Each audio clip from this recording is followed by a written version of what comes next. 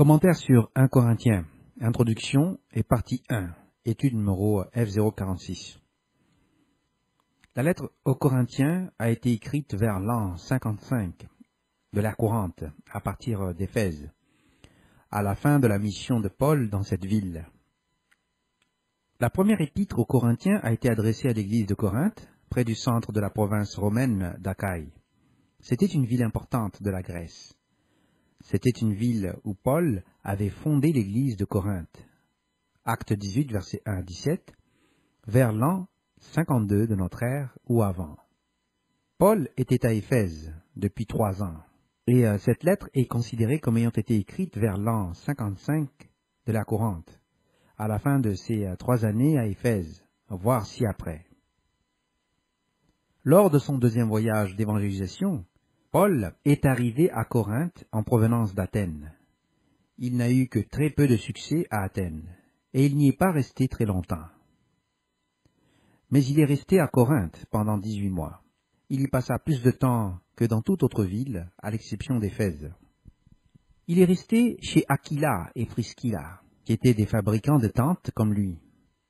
Il y prêcha d'abord dans la synagogue. Lorsque les Juifs s'opposaient à lui, il utilisait la maison de Titius Justus, qui vivait à côté de la synagogue. Paul a eu du succès et Crispus, le chef de la synagogue, est devenu chrétien. Lorsqu'un nouveau fonctionnaire romain arriva, les Juifs lui emmenèrent Paul vers l'an 51 de notre ère. Paul se rendit ensuite plus tard en Syrie. Ses écrits montrent une bonne et solide connaissance de la vie de l'Église dans cette région.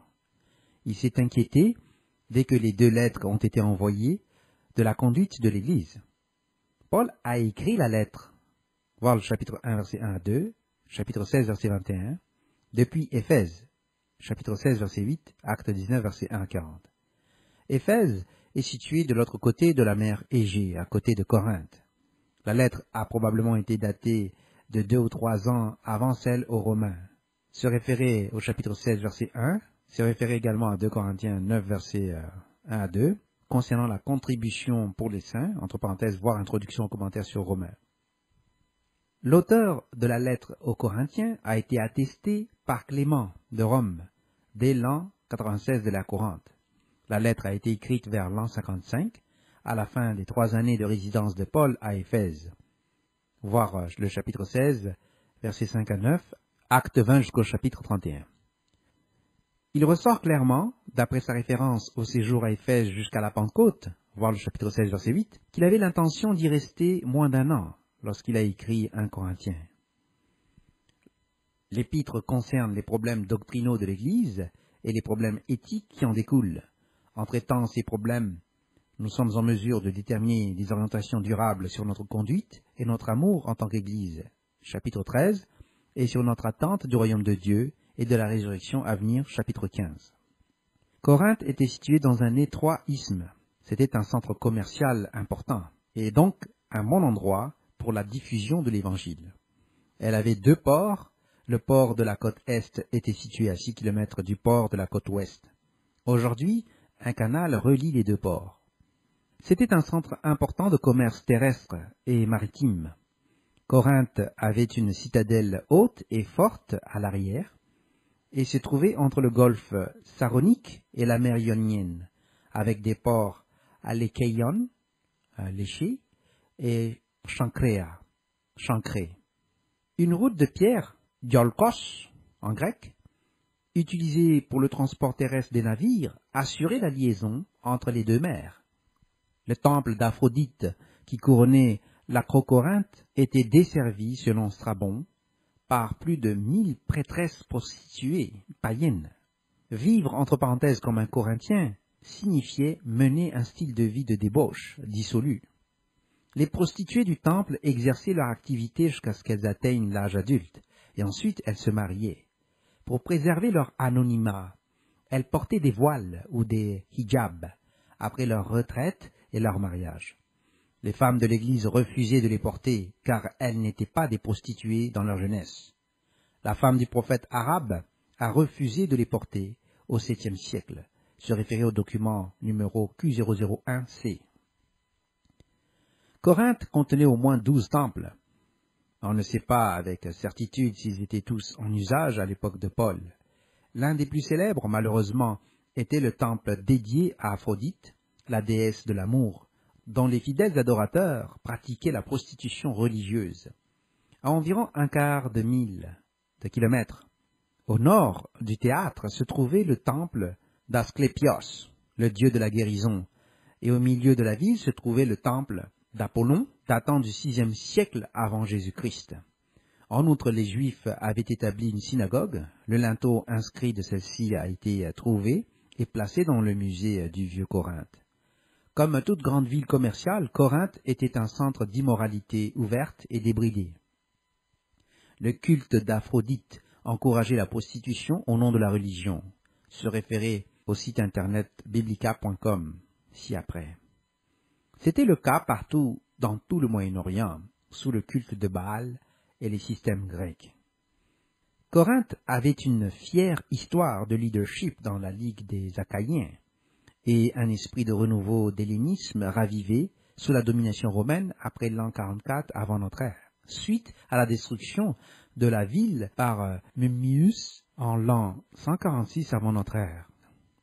C'était une colonie romaine dans laquelle il y avait de nombreuses nations, dont des Grecs, des Juifs et diverses personnes d'Asie. La région autour de Corinthe a également accueilli les Jeux isthmiens, entre parenthèses appelés aussi Jeux isthmiques. Ils n'ont été que les deuxièmes en importance après les Jeux olympiques. Le long séjour de Paul à Corinthe l'a mis en contact direct avec les principaux monuments de l'Agora, dont beaucoup subsistent encore.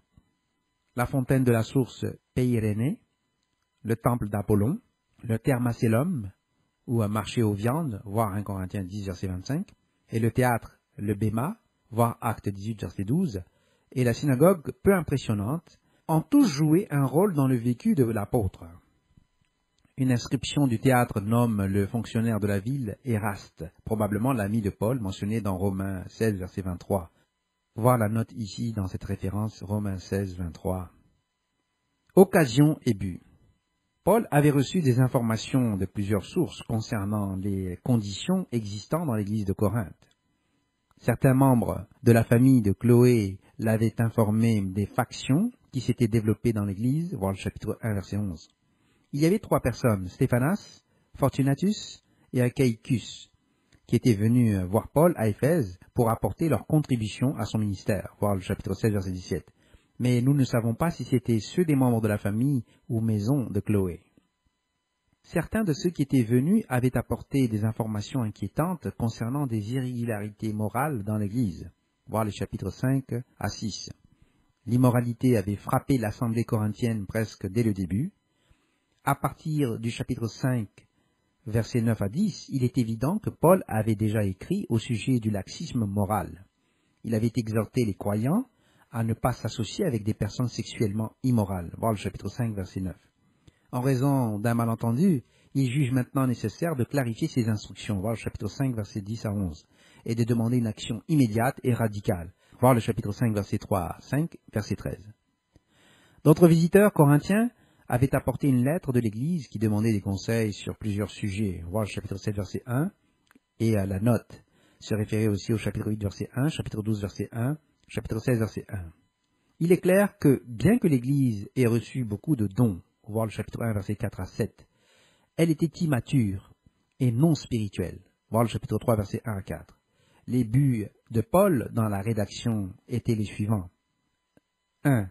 Instruire et restaurer l'Église dans ses domaines de faiblesse en corrigeant les pratiques erronées telles que les divisions, voir le chapitre 1, verset 10, jusqu'au chapitre 4, verset 21. L'immoralité, chapitre 5, chapitre 6, verset 12 à 20. Les litiges devant les tribunaux païens, chapitre 6, verset 1 à 8. Et l'abus du dîner du Seigneur, chapitre 11, verset 17 à 34. 2. Corriger le faux enseignement concernant la résurrection, voir le chapitre 15. Et 3. Répondre aux questions adressées à Paul dans la lettre qui lui avait été apportée. Entre parenthèses, voir paragraphe précédent. Voir aussi le lien suivant de biblica.com. Revoyons le sujet de la lettre précédente. Paul a dit, « Je vous ai écrit une lettre. Dans cette lettre, je vous ai dit de n'avoir rien à voir avec les hommes de mauvaise vie. » 1 Corinthiens 5, verset 9. Cette lettre est considérée comme perdue. Aucun fragment de celle-ci peut maintenant être trouvé dans 2 Corinthiens chapitre 6 verset 14 jusqu'au chapitre 7 verset 1. Entre parenthèses, se référer à la Bible Oxford RSV, la note de bas de page. Paul évoque une deuxième visite douloureuse. Paul a entendu dire que les problèmes à Corinthe étaient pires. Il a donc fait une deuxième visite. Il n'y a aucune trace de cette visite, mais Paul raconte qu'il a visité Corinthe pour la 3e fois. Voir 2 Corinthiens 12, verset 14, chapitre 13, verset 1 à 2. Il a donc dû y avoir une deuxième visite. Objet. La lettre sévère. La visite de Paul n'a pas été couronnée de succès. Il a donc écrit une lettre alors qu'il se sentait très blessé.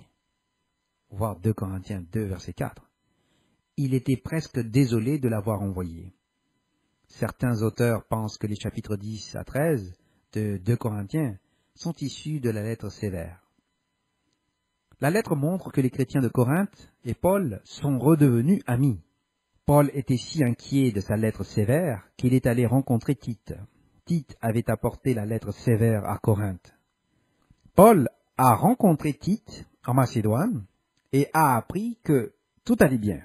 Il a donc écrit les chapitres 1 à 9 de la 2e épître aux Corinthiens. Certains érudits considèrent qu'il est possible que quelqu'un ait mis ensemble la lettre sévère et la lettre suivante dans le mauvais ordre. Nous en parlerons dans le commentaire sur la 2e épître aux Corinthiens, F047. La lettre traite des problèmes de conduite chrétienne dans l'Église. Elle concerne la sanctification progressive et le développement continu d'un caractère saint. Le but des chapitres est examiné ci-après. Cette lettre est considérée comme opportune pour l'Église aujourd'hui. Les chrétiens ont été influencés par leur environnement culturel. Une grande partie des doctrines païennes qui existaient à l'époque et qui faisaient pression sur l'Église ont trouvé leur place et sont devenues des causes de division dans l'Église. Elles ont encore de l'ampleur même aujourd'hui. Au IVe siècle, les prêtres d'Athis à Rome se plaignaient que les chrétiens avaient volé toute leur doctrine, ce qui était bien vrai. Entre parenthèses, se référer au sujet d'Athis dans l'ouvrage de Fraser, The Golden Boat, partie 4, volume 1 et 2. Ces problèmes, comme l'immaturité, l'instabilité, les divisions, la jalousie et l'envie, les poursuites judiciaires, les difficultés conjugales, l'immoralité sexuelle et le mauvais usage des dons spirituels existent toujours. Aperçu du livre 1 Corinthiens par E.W. Billinger. La première épître aux Corinthiens. La structure du livre dans son ensemble. 1 Corinthiens 1, versets 1 à 9, introduction. 1 Corinthiens 1, verset 10 à 1 Corinthiens 4, verset 16, ministériel, reproches et explications. 1 Corinthiens 4, verset 17, mission de Timothée. 1 Corinthiens 4, verset 18 à 21, visite de Paul. 1 Corinthiens chapitre 5, verset 16 à 20, choses entendues par Paul. 1 Corinthiens 7, verset 18 à 13, choses écrites par Paul. 1 Corinthiens chapitre 9, verset 11 jusqu'au chapitre 15, verset 58, ministériel, reproches et explications. 1 Corinthiens chapitre 16, verset 1 à 9, visite de Paul. 1 Corinthiens chapitre 16, verset 10 à 18, mission de Timothée. 1 Corinthiens chapitre 16, verset 19 à 24, conclusion. Note sur la première épître aux Corinthiens. Un compte-rendu des travaux de Paul à Corinthe est donné dans Acte 18, verset 1, Acte 18, verset 18. Quelque temps après cela, Apollos, recommandé par les frères d'Éphèse, vint à Corinthe et produisit une forte impression par sa présentation éloquente de l'Évangile, voir les versets d'Actes chapitre 18, versets 27 à 28. Deux partis ont bientôt commencé à se montrer, l'un adhérent à Paul et à sa simple prédication, l'autre à Apollos. À ceci s'ajoute un troisième, manifestement le résultat de la visite de quelques judaïsants qui revendiquaient l'autorité de Pierre, tandis qu'un quatrième, répudiant les trois autres, affirmait qu'ils n'étaient que les vrais disciples de Christ. Ce n'était là qu'une des difficultés auxquelles l'apôtre devait faire face dans l'Église naissante qu'il avait fondée. Il leur avait déjà écrit les dangers dus à leur environnement corrompu dans une telle ville, voir 1 Corinthiens 5, verset 9. Il avait d'ailleurs reçu une lettre de leur part, demandant des conseils sur certaines questions. mais ne faisant aucune référence à leur division. Parmi celles-ci, il avait été informé par des visiteurs à Éphèse, voir 1 Corinthiens 1 verset 11, 1 Corinthiens 5 verset 1, 1 Corinthiens 11 verset 18, 1 Corinthiens 15 verset 12, qui lui avait fait part de la profanation du dîner du Seigneur, du fait de tolérer la personne qui a commis un délit incestueux et du scepticisme quant à la résurrection. Paul avait donc de nombreuses questions à traiter. Il commence par évoquer leur division et justifie son propre ministère, en faisant appel à eux comme à ses fils bien-aimés.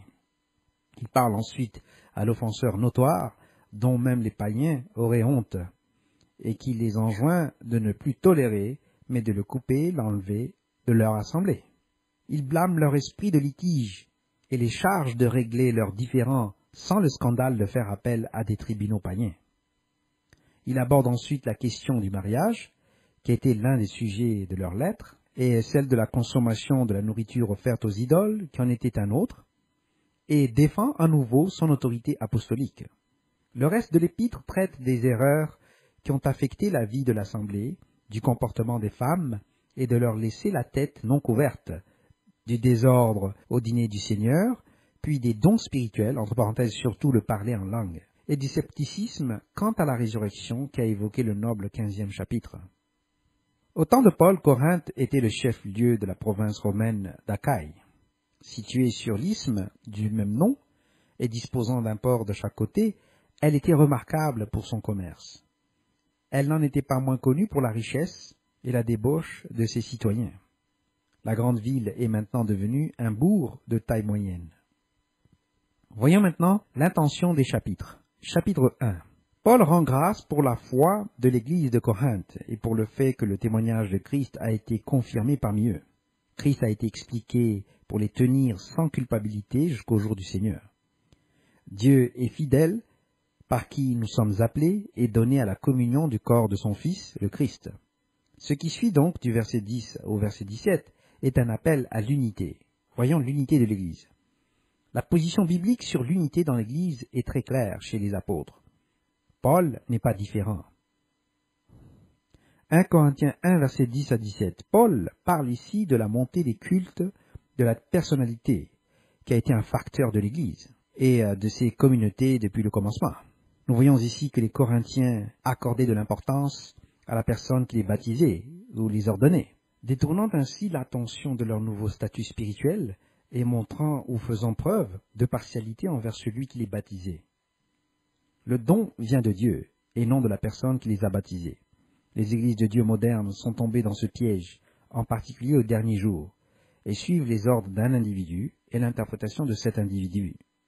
De tels points de vue ont affecté les églises de Dieu depuis la naissance de l'église Radio Church of God et ont détruit la théologie des adventistes. Paul dit au verset 10 que nous parlons tous de la même chose et qu'il n'y ait pas de dispute entre vous. Cela renvoie à la loi. Ceux qui provoqueraient un schisme dans l'Église sont tenus pour responsables de ce schisme. L'unité du corps est un aspect critique et essentiel de la foi. Les personnes qui divisent le corps pour des raisons administratives sont tenues responsables de ce fait. La fausse prophétie est un indicateur de la personne avec laquelle Dieu traite dans le corps. Il est vrai qu'il existe de nombreuses administrations, mais un seul Seigneur, comme l'a enseigné Paul. La compréhension du corps est révélée par ses officiers et réalisée par une opération collective dans l'esprit. 1 Corinthiens jusqu'au chapitre 4 traite de l'unité de la foi au sein d'une unité de doctrine. Il n'y a qu'une seule vérité. Paul condamne l'idolâtrie à partir de Romains chapitre 1 verset 22 à 25. Nous lisons à partir du verset 22. Se vantant d'être sages, ils sont devenus fous, et ils ont changé la gloire du Dieu incorruptible en image représentant l'homme corruptible, des oiseaux, des quadrupèdes et des reptiles. C'est pourquoi Dieu les a livrés à l'impureté, selon les convoitises de leur cœur, en sorte qu'ils déshonorent eux-mêmes leur propre corps. Eux qui ont changé la vérité de Dieu en mensonge, et qui ont adoré et servi la créature au lieu du Créateur, qui est béni éternellement. Amen. Voir aussi Paul et la loi, numéro 271, aux pages 6 à 7 dans le document anglais. Paul continue ensuite, à partir des versets 18 et suivants, à parler de la parole du storos, ou poteau, étant une folie pour ceux qui périssent. Cependant, pour ceux qui sont sauvés, c'est la puissance de Dieu. Paul parle de Dieu détruisant la sagesse des sages et contrecarrant l'intelligence des intelligents. Il s'agit d'une attaque directe contre les philosophes grecs qui argumentent contre et s'opposent au sacrifice par procuration, en ce que si Christ n'était pas un vrai Dieu, comment son sacrifice pourrait-il réconcilier l'homme avec Dieu? Cela vient d'une carence ou déficience de la langue grecque et de leur processus de pensée. Ils n'avaient pas de mots pour l'amour de Dieu. Ils ne comprenaient que l'amour filial et érotique. Le mot agape vient de la traduction de la Septante, du livre du Cantique des Cantiques, où le mot ahaba a dû être translittéré agape, mais qui n'était pas très connu parmi les Grecs. Ils ne comprenaient pas non plus la puissance et le plan de Dieu. À partir des versets 20 à 25, Paul parle de cette sagesse et dit que les Juifs demandent des signes et que les Grecs recherchent la sagesse, mais que nous prêchons Christ au storos, ou à sacrifier. Le mot crucifié n'apparaît pas dans les textes grecs. C'est le dieu Attis qui était affiché ou défilé sur la croix du soleil, et particulièrement à Rome. À partir des versets 26 à 31, Paul exhorte l'Église à considérer leur appel et la façon dont Dieu a choisi les faibles du monde pour faire honte aux forts.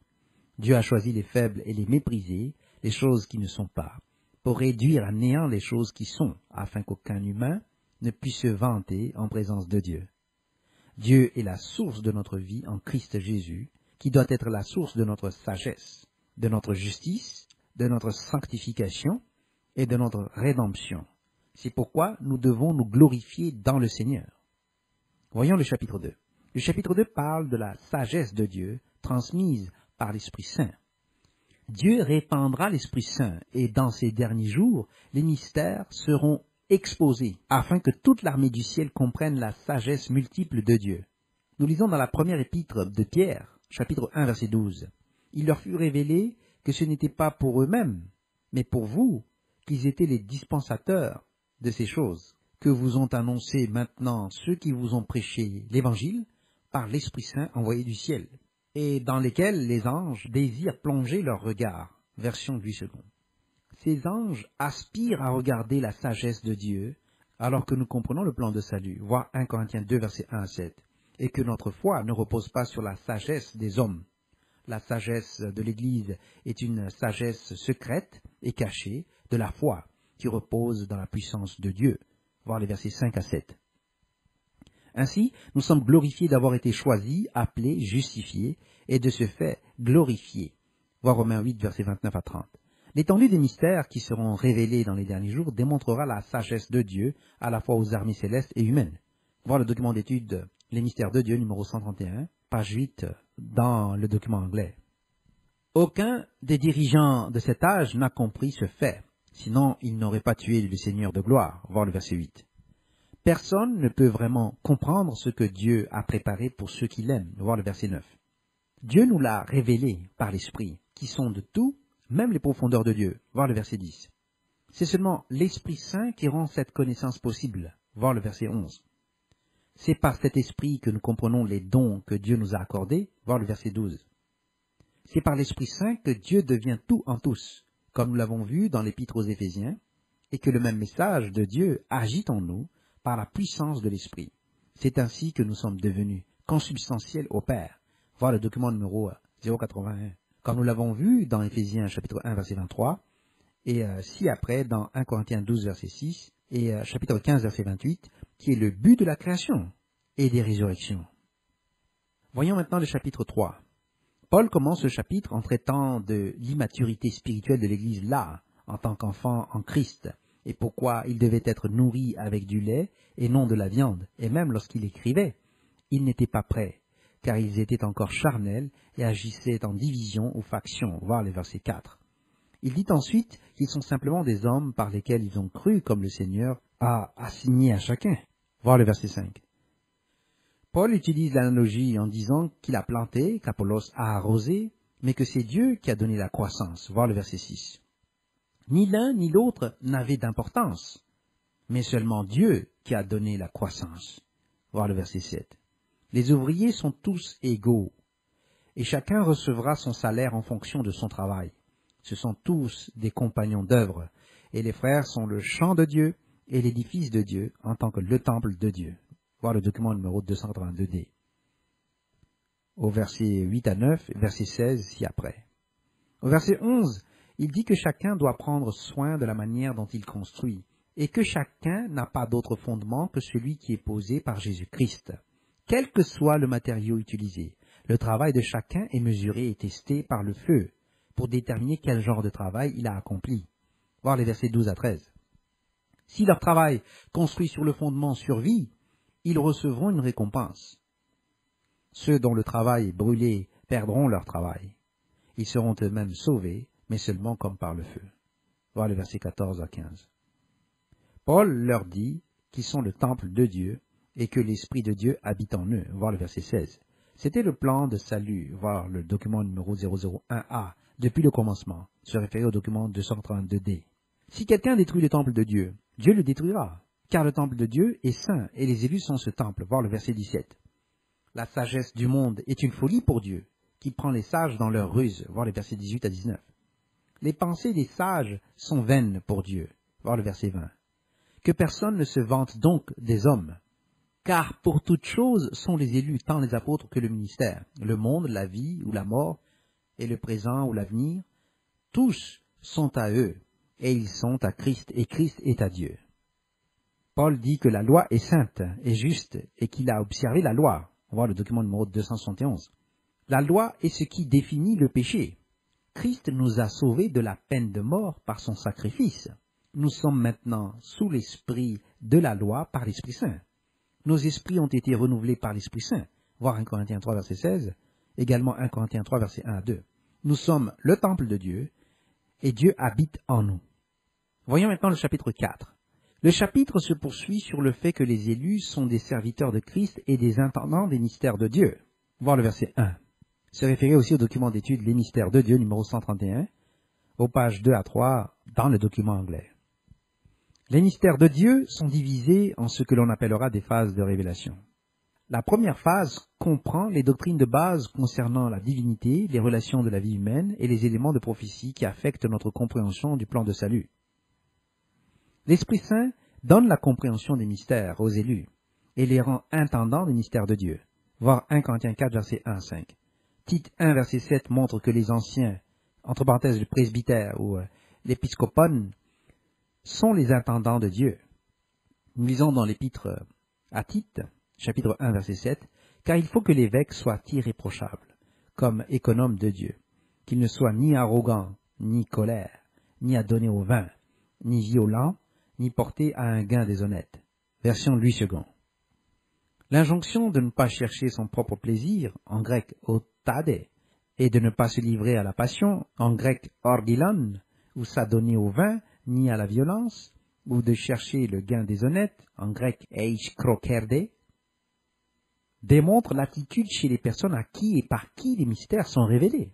La traduction du mot grec uperatas, qui signifie assistant ou serviteur, en tant que ministre de Christ dans la Bible version KJV, a obscurci ou restreint inutilement l'application de l'intendance des mystères de Dieu à un sacerdoce, ce qui n'est pas le sens. Les élus ont tous accès à la compréhension des mystères qui dépendent de leur relation à Dieu dans l'Esprit Saint. Toutefois, il est tout à fait inacceptable d'expliquer ces mystères sans discernement. Les mystères sont donnés à ceux qui sont dédiés à Dieu en Jésus-Christ. Aucun n'est irréprochable avant le baptême. Ce n'est pas le sens de Tite 1, verset 7. L'attitude pour la révélation des mystères de Dieu est celle d'une dévotion désintéressée au devoir. L'Esprit Saint travaille avec nous avant le baptême et en nous à partir du baptême. Voir le document d'étude Repentir et baptême numéro 052. Il est tout à fait inadmissible de se faire baptiser et de ne pas être ensuite engagé dans l'œuvre de Dieu en Jésus-Christ. La séquence est établie comme étant l'introduction au mystère, l'entraînement à la parole, puis la préparation à l'enseignement de la parole. C'est ce que Paul voulait dire lorsqu'il parlait de lait et de viande. Voir 1 Corinthiens 3, versets 1 à 23, cité ci-dessus. Ce texte dans la première épître aux Corinthiens, chapitre 3, était le prélude aux sentiments exprimés au chapitre 4. L'œuvre de l'Église de Dieu du XXe siècle est exactement ce contre quoi Paul s'est élevé. Chacun se réclamant des hommes. C'est pourquoi les œuvres ont été exposées au feu du faux témoignage et détruites dans leur propre faiblesse. Les épreuves que nous subissons ont pour but de tester notre foi et notre fondement, car nous sommes le temple de Dieu. 1 Pierre 2, versets 1 à 5, nous lisons « Rejetant donc toute malice et toute ruse, la dissimulation, l'envie et toute médisance, désirez comme des enfants nouveau-nés le lait spirituel et pur, afin que par lui vous croissiez pour le salut, si vous avez goûté que le Seigneur est bon. Approchez-vous de lui, pierre vivante, rejetée par les hommes, mais choisie et précieuse devant Dieu. Et vous-même, comme des pierres vivantes, édifiez-vous pour former une maison spirituelle, un saint sacerdoce, afin d'offrir des victimes spirituelles agréables à Dieu par Jésus-Christ. » Version Louis II. Or, l'attitude qui s'impose écarte toute malveillance, toute méchanceté, ruse, envie et calomnie. Nous sommes tenus de travailler ensemble. Nous devons être comme des nouveau-nés qui apprennent le lait spirituel pur pour pouvoir grandir jusqu'au salut. Christ a été la première pierre vivante choisie par Dieu et à laquelle nous sommes ajoutés, un par un, pour construire la maison de Dieu. Sur chaque pierre vivante que nous sommes, d'autres sont ajoutés. Nous devons donc être vrais et fermes pour que l'édifice soit intact. Les pierres vivantes reçoivent également un oracle vivant, voir Actes 7, verset 38, qui est les Écritures, et une espérance vivante, voir 1 Pierre 1, verset 3, qui est la foi. Voir le document d'étude Les oracles de Dieu, numéro 184. Paul parle de se juger les uns les autres, et dit que ce sera Christ qui nous jugera quand il viendra.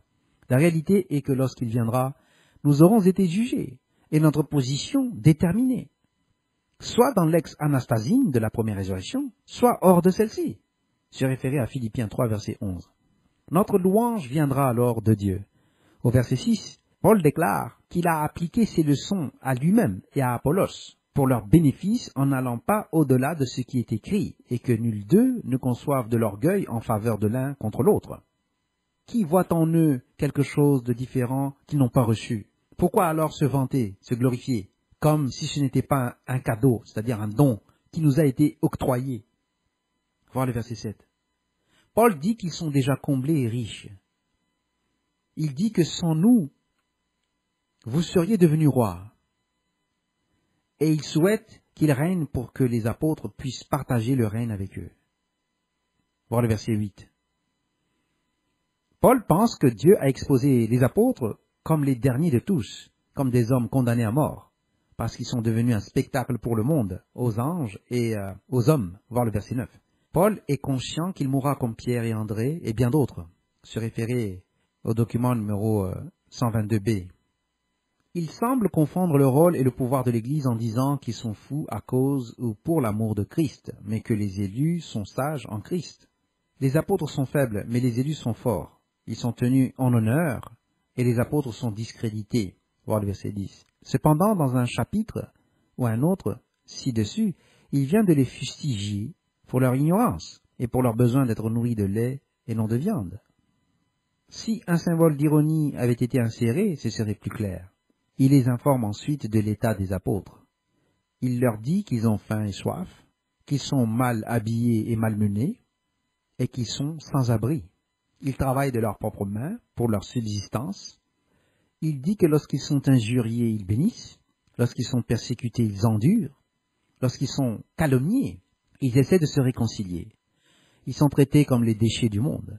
Le fait est que les frères souffriraient ainsi pendant 2 millénaires jusqu'à la fin. Au verset 14, il dit qu'il n'écrit pas cela pour leur faire honte, mais pour les admonester comme des enfants. Car bien qu'ils aient d'innombrables guides en Christ, ils n'ont pas beaucoup de pères. Il dit ensuite qu'il est devenu leur père en Jésus-Christ par l'Évangile, voir le verset 15. Il les exhorte ensuite à l'imiter.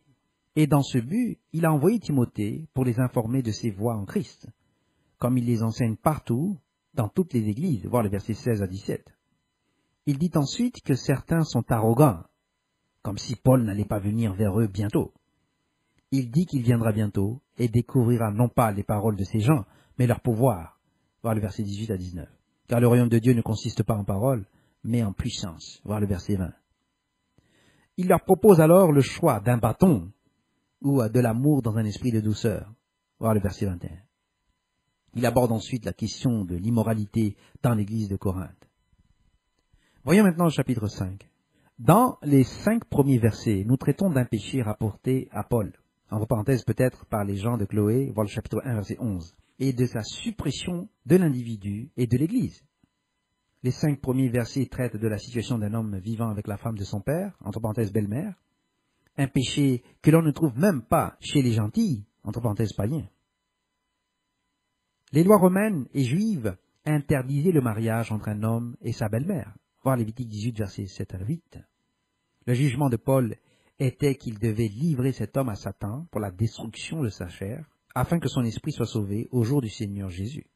En d'autres termes, il devait être retiré de l'Église et de la protection de l'Esprit Saint, voir le document numéro 117, afin qu'il puisse être amené à se repentir par la destruction de la chair sous Satan, en dehors de la protection de Dieu parmi les croyants, ceux dans la foi. L'individu pourrait alors se repentir et être restauré dans la foi pour le salut lors de la première résurrection, numéro 143a, ou au plus tard, lors de la deuxième résurrection et le jugement du grand trône blanc, numéro 143b. Paul a été choqué autant par le péché que par la complaisance de la congrégation à tolérer le péché parmi eux. La restauration de la foi exigeait le repentir, puis le pardon des péchés à travers le dîner du Seigneur, en tant que le rebaptême annuel, du lavement des pieds, et du pain, et du vin du corps, et du sang du Messie. Se référer au document d'étude Les sacrements de l'Église, numéro 150, aux pages 7 à 8 dans le document anglais. Ainsi, tout le processus de sacrifice préfigurait Christ et l'Église, qui sont les élus, en tant que le Naos, ou le Saint des Saints, dans le temple de Dieu, voir 1 Corinthiens 3, verset 16. Le symbolisme de l'élimination du péché à la fête de la Pâque et des pains sans levain est traité par Paul dans 1 Corinthiens chapitre 5 versets 6 à 8. Paul utilisait le Corinthien comme exemple du péché qui devait être éliminé de l'Église. Ce processus était une préparation à la Pâque. Il a commencé avec la prise du dîner du Seigneur. Paul a critiqué leur comportement lors de la Pâque. Les gens se saoulaient et faisaient la bringue. Et il leur a dit qu'ils ne devaient ni manger ni boire pendant le dîner du Seigneur. Il s'agit d'une assemblée solennelle. Cependant, toute la fête est faite de joie et de bonheur. Nous devons manger à l'extérieur de la pièce où nous prenons le dîner du Seigneur. Vivre comme un Corinthien était un adage de l'époque qui signifiait que cette personne avait une vie pleine d'extravagance. Comme nous le voyons ci-dessus, il y avait 1000 prostituées au temple d'Artémis, à Corinthe seulement, et la structure était telle qu'elles devaient se débarrasser de tous les péchés de leur vie pendant la préparation de la Pâque. Ainsi, le concept d'élimination du péché et de la communion était une fonction de la Pâque dans le cadre du plan de Dieu. C'était une fonction des pains sans levain, et ensuite de la Pentecôte. Elle ne pouvait pas être reléguée à la semaine ou au pain de proposition, car toute sa signification était alors perdue. Les sacrifices pointaient vers Christ et s'éloignaient loin des premiers sacrifices dont les pains de proposition faisaient partie. Le péché est ainsi éliminé dans la période qui précède et allant jusqu'au dîner du Seigneur. La Pâque et les pains sans levain sont rendus possibles par le sacrifice de Christ comme offrande de la Pâque lors de sa crucifixion. La nuit de la Pâque ou la soirée mémorable est pour nous faire rappeler la libération de l'esclavage du péché et d'aller vers la captivité du Messie. Voir le document d'étude La soirée mémorable numéro 101. Les pains sans levain représentent l'état sans péché qui attend l'Esprit Saint. L'offrande de la gerbagité, voir le document d'étude L'offrande de la gerbagité numéro 106b, commémore l'Assomption et l'acceptation de Christ par Dieu. La Pentecôte comptait 50 jours à partir de l'offrande de la gerbagité, voir le document d'étude La Pentecôte au Sinaï numéro 115, représente alors la première récolte des élus. La purification des élus passe par le processus de se débarrasser du péché. Ceci est illustré par le concept du levain, de la malice et de la méchanceté, voir 1 Corinthiens 5, versets 6 à 8. Se référer aussi au document d'étude Le Vieux et le Nouveau Levain, numéro 106a, pages 4 à 5 dans le document anglais. Paul disait un certain nombre de choses ici. La première était que Christ était l'agneau pascal, le sacrifice de la Pâque, présenté devant le grand prêtre, entre parenthèses souverain sacrificateur, et dont il n'y avait qu'un seul, selon la Mishnah. Schuher en parle dans l'ouvrage The History of Jewish People in the Age of Jesus Christ, volume 1, page 522. Le deuxième point est que le levain n'est pas un péché, mais plutôt qu'il existe différents types de levain. Le levain que nous avions autrefois était le levain de la malice et de la méchanceté. La fête des pains sans levain célèbre le fait que nous avons été sauvés par Christ dans un état de sincérité et de vérité sans levain. Nous devons célébrer cette fête dans cet esprit. Troisièmement, nous n'avions pas encore reçu l'Esprit Saint qui a été accordé à la Pentecôte. Cet esprit était le nouveau levain du royaume de Dieu. Nous lisons dans l'évangile de Matthieu, chapitre 13, verset 33, « Et il leur dit cette autre parabole. Le royaume des cieux est semblable à du levain qu'une femme a pris et mis dans 3 mesures de farine, jusqu'à ce que la pâte soit toute levée. » Les mesures sont la séquence de Dieu, du Christ et des élus. Ainsi, la femme et l'Église, le levain et l'Esprit Saint. Et les 3 mesures sont les niveaux de la relation au sein de la famille de Dieu. Le tout serait levé. Dieu deviendrait tout en tous. Voir Éphésiens 4, verset 6. Le symbolisme des 2 pains à la Pentecôte qui sont levés a un rapport direct avec cet aspect. Voir le document d'étude La Pentecôte au Sinaï, numéro 115. Le concept dont nous devons nous occuper est celui de devoir nous débarrasser du vieux levain pendant la fête. Nous sommes tenus de nous débarrasser de la malice et de la méchanceté et de procéder au développement d'un caractère sain et juste dans l'esprit. Ceci doit se refléter et s'inscrire dans le cadre de la période de préparation menant à la Pentecôte, qui symbolise notre récolte en tant que les prémices, entre parenthèses premiers fruits, générales après Christ. Cette récolte précède la récolte générale à la fête des tabernacles ou des cabanes, entre parenthèses tentes, car elle est en cours et se déroule sur une période de 2000 ans. Notre jugement est maintenant. Fornication. Nous, tous de la foi, nous devons nous abstenir de toute forme de fornication. Voir Acte 15, verset 20, verset 29, chapitre 21, verset 25, 1 Corinthiens 5, verset 1 à 13. La fornication avec la femme de notre père ou notre belle-mère n'est pas simplement une fornication, c'est une fornication incestueuse. La punition pour la fornication, et en particulier dans ce cas, était d'être enlevé de l'Église jusqu'au repentir. C'était pour que la vie du fornicateur puisse être sauvée au dernier jour, comme nous le voyons au verset 5 ci-dessus. Ceux qui dans l'Église ne sont pas dans l'esprit sont sous l'autorité du Dieu de ce monde et sont consignés à la deuxième résurrection. Dans l'Église, l'échec de se repentir du péché signifie l'exclusion de la première résurrection et le fait d'être relégué à la deuxième résurrection. Plus vite cela est fait, et plus l'auteur de l'infraction en est informé clairement, meilleures sont les chances de se repentir, soit maintenant, soit en suivant les instructions lors de la deuxième résurrection. Dieu jugera les prostituées et les adultères. Nous lisons dans Hébreux 13, verset 4, « Que le mariage soit honoré de tous, et le lit conjugal exempt de souillure, car Dieu jugera les impudiques et les adultères. » Version Louis II. La loi de Dieu, dans l'Église, est placée à un niveau plus élevé parmi les élus que la loi ne l'était pour la nation. Se référer à Matthieu 5, versets 27 à 32. Se référer aussi au document d'étude La loi et le 7e commandement, numéro 260, aux pages 8 à 9 dans le document anglais. Le chapitre 5, versets 9 à 13 exige que l'Église se purifie, se débarrasse de tous les pécheurs coupables d'immoralité, 7e commandement, ou d'avarice, 10e commandement, ou qui sont idolâtres, 1er, 2e et 3e commandement, et injures, 6e et 9e commandement, ou ivrognes, 3e et 10e commandement, ou voleurs, 8e commandement, et de ne pas même manger avec un tel individu.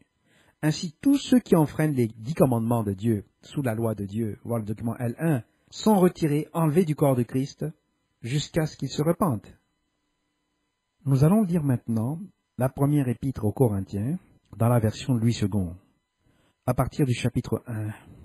Paul, appelé à être apôtre de Jésus-Christ par la volonté de Dieu, et le frère Sosthène, à l'Église de Dieu qui est à Corinthe, à ceux qui ont été sanctifiés en Jésus-Christ, appelés à être saints, et à tous ceux qui invoquent en quelque lieu que ce soit le nom de notre Seigneur Jésus-Christ, leur Seigneur et le nôtre.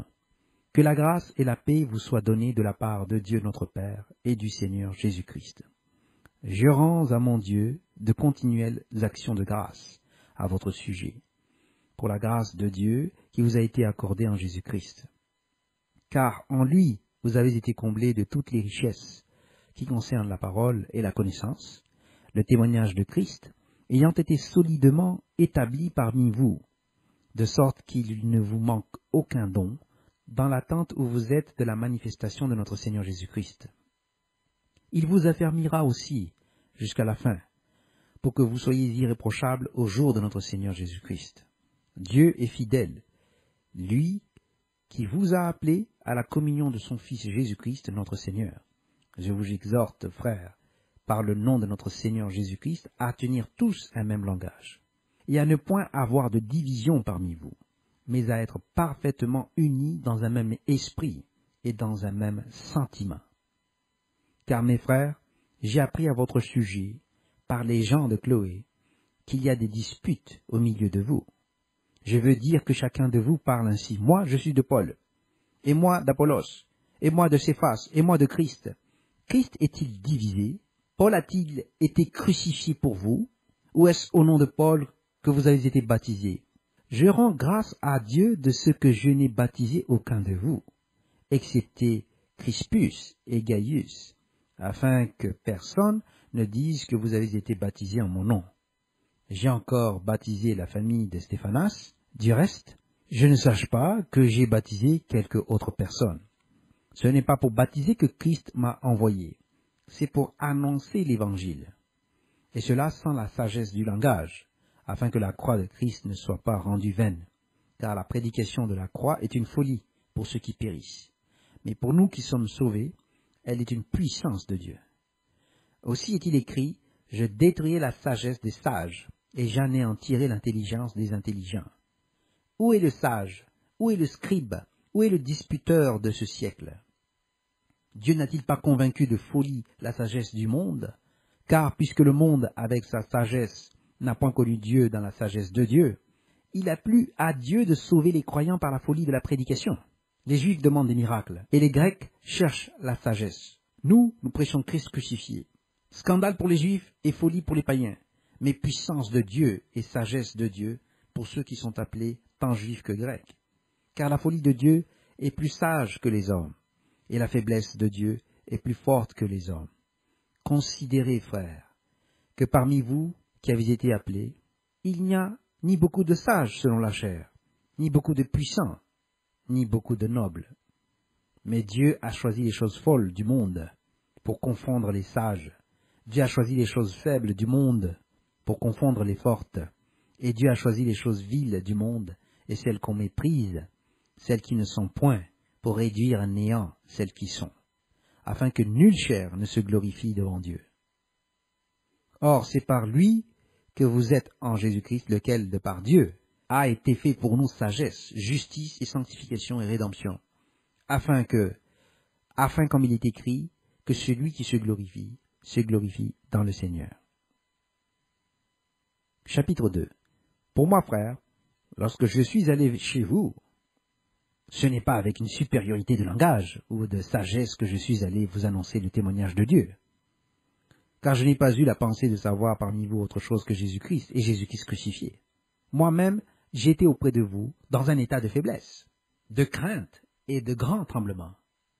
Et ma parole et ma prédication ne reposaient pas sur les discours persuasifs de la sagesse, mais sur une démonstration d'esprit et de puissance, afin que votre foi fût fondée non sur la sagesse des hommes, mais sur la puissance de Dieu.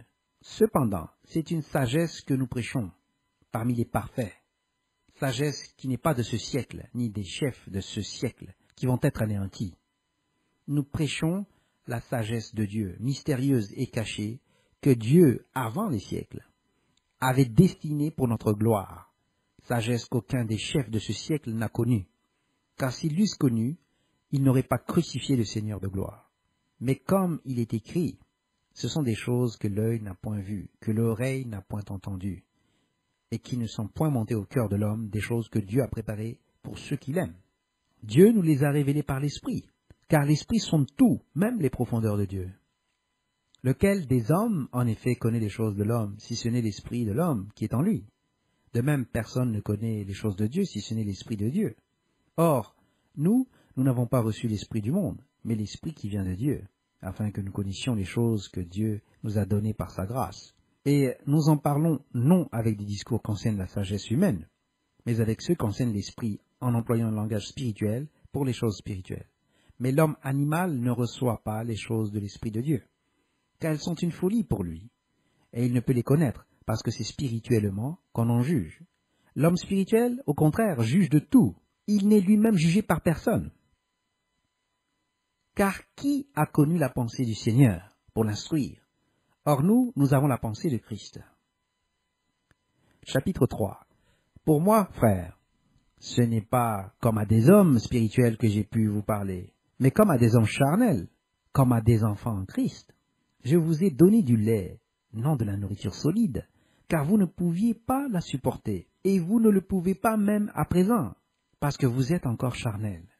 En effet, puisqu'il y a parmi vous de la jalousie et des disputes, n'êtes-vous pas charnels? Et ne marchez-vous pas selon l'homme? Quand l'un dit « moi je suis de Paul » et un autre « moi d'Apollos », n'êtes-vous pas des hommes? Qu'est-ce donc qu'Apollos? Et qu'est-ce que Paul? Des serviteurs, par le moyen desquels vous avez cru, selon que le Seigneur l'a donné à chacun. J'ai planté, Apollos a arrosé, mais Dieu a fait croître, en sorte que ce n'est pas celui qui plante qui est quelque chose, ni celui qui arrose, mais Dieu qui fait croître. Celui qui plante et celui qui arrose sont égaux, et chacun recevra sa propre récompense selon son propre travail, car nous sommes ouvriers avec Dieu. Vous êtes le champ de Dieu, l'édifice de Dieu. Selon la grâce de Dieu qui m'a été donnée, j'ai posé le fondement comme un sage architecte, et un autre bâtit dessus, mais que chacun prenne garde à la manière dont il bâtit dessus, car personne ne peut poser un autre fondement que celui qui a été posé, à savoir Jésus-Christ.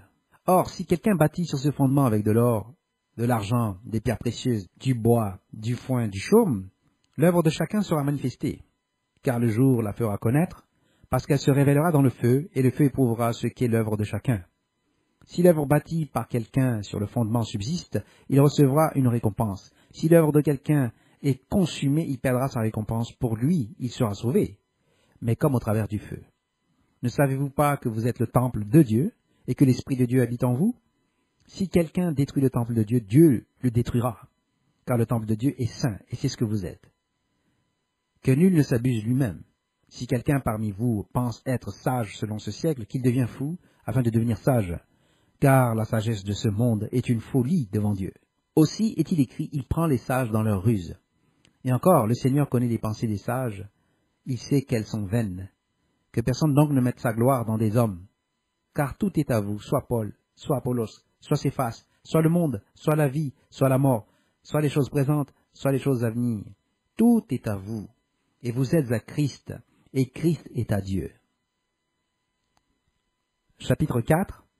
Ainsi, qu'on nous regarde comme des serviteurs de Christ, et des dispensateurs des mystères de Dieu. Du reste, ce qu'on demande des dispensateurs, c'est que chacun soit trouvé fidèle. Pour moi, il m'importe fort peu d'être jugé par vous, ou par un tribunal humain. Je ne me juge pas non plus moi-même, car je ne me sens coupable de rien. Mais ce n'est pas pour cela que je suis justifié. Celui qui me juge, c'est le Seigneur. C'est pourquoi ne jugez de rien avant le temps, jusqu'à ce que vienne le Seigneur, qui mettra en lumière ce qui est caché dans les ténèbres, et qui manifestera les desseins des cœurs. Alors chacun recevra de Dieu la louange qui lui sera due. C'est à cause de vous, frères, que j'ai fait de ces choses une application à ma personne et à celle d'Apollos, afin que vous appreniez en nos personnes à ne pas aller au-delà de ce qui est écrit, et que nul de vous ne conçoive de l'orgueil en faveur de l'un contre l'autre. Car qui est-ce qui te distingue? Qu'as-tu que tu n'aies reçu? Et si tu l'as reçu, pourquoi te glorifies-tu, comme si tu ne l'avais pas reçu? Déjà vous êtes rassasiés, déjà vous êtes riches. Sans nous, vous avez commencé à régner. Et puissiez-vous régner en effet, afin que nous aussi nous régnions avec vous. Car Dieu, ce me semble, a fait de nous apôtres les derniers des hommes, des condamnés à mort en quelque sorte, puisque nous avons été en spectacle au monde, aux anges et aux hommes. Nous sommes fous à cause de Christ, mais vous, vous êtes sages en Christ. Nous sommes faibles, mais vous êtes forts. Vous êtes honorés et nous sommes méprisés. Jusqu'à cette heure, nous souffrons la faim, la soif, la nudité, nous sommes maltraités, errants çà et là. Nous nous fatiguons à travailler de nos propres mains, injuriés nous bénissons, persécutés nous supportons, calomniés, nous parlons avec bonté. Nous sommes devenus comme les balayures du monde, le rebut de tous, jusqu'à maintenant. Ce n'est pas pour vous faire honte que j'ai écrit ces choses, mais je vous avertis comme mes enfants bien-aimés. Car quand vous auriez 10 000 maîtres en Christ, vous n'avez cependant pas plusieurs pères, puisque c'est moi qui vous ai engendré en Jésus-Christ par l'Évangile. Je vous en conjure donc, soyez mes imitateurs. Pour cela, je vous ai envoyé Timothée, qui est mon enfant bien-aimé et fidèle dans le Seigneur. Il vous rappellera quelles sont mes voies en Christ, et quelle est la manière dont j'enseigne partout dans toutes les églises. Quelques-uns se sont enflés d'orgueil, comme si je ne devais pas aller chez vous. Mais j'irai bientôt chez vous si c'est la volonté du Seigneur. Et je connaîtrai non les paroles, mais la puissance de ceux qui se sont enflés.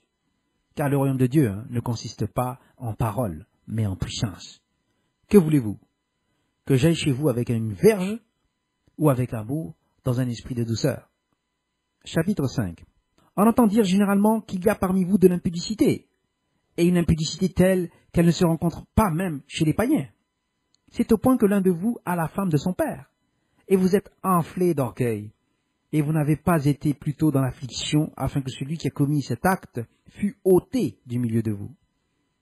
Pour moi, absent de corps, mais présent d'esprit, j'ai déjà jugé, comme si j'étais présent. Celui qui a commis un tel acte, au nom du Seigneur Jésus, vous et mon esprit étant assemblés avec la puissance de notre Seigneur Jésus, qu'un tel homme soit livré à Satan pour la destruction de la chair afin que l'esprit soit sauvé au jour du Seigneur Jésus. C'est bien à tort que vous vous glorifiez. Ne savez-vous pas qu'un peu de levain fait lever toute la pâte? Faites disparaître le vieux levain, afin que vous soyez une pâte nouvelle, puisque vous êtes sans levain, car Christ notre Pâque a été immolé. Célébrons donc la fête non avec du vieux levain, non avec un levain de malice et de méchanceté, mais avec les pains sans levain de la pureté et de la vérité. Je vous ai écrit dans ma lettre de ne pas avoir des relations avec les impudiques, non pas d'une manière absolue avec les impudiques de ce monde, ou avec les cupides et les ravisseurs, ou avec les idolâtres, autrement il vous faudrait sortir du monde. Maintenant, ce que je vous ai écrit, c'est de ne pas avoir des relations avec quelqu'un qui, se nommant frère, est impudique, ou cupide, ou idolâtre, ou outrageux, ou ivrogne, ou ravisseur, de ne pas même manger avec un tel homme. Qu'ai-je en effet à juger ceux du dehors? N'est-ce pas ceux du dedans que vous avez à juger? Pour ceux du dehors, Dieu les juge. Ôtez le méchant du milieu de vous. Nous allons voir maintenant les notes de Bullinger sur 1 Corinthiens chapitre 1 à 5 pour la Bible version King James, disponible uniquement en anglais. Fin de la lecture du document d'études commentaires sur 1 Corinthiens, introduction et partie 1, document numéro F046.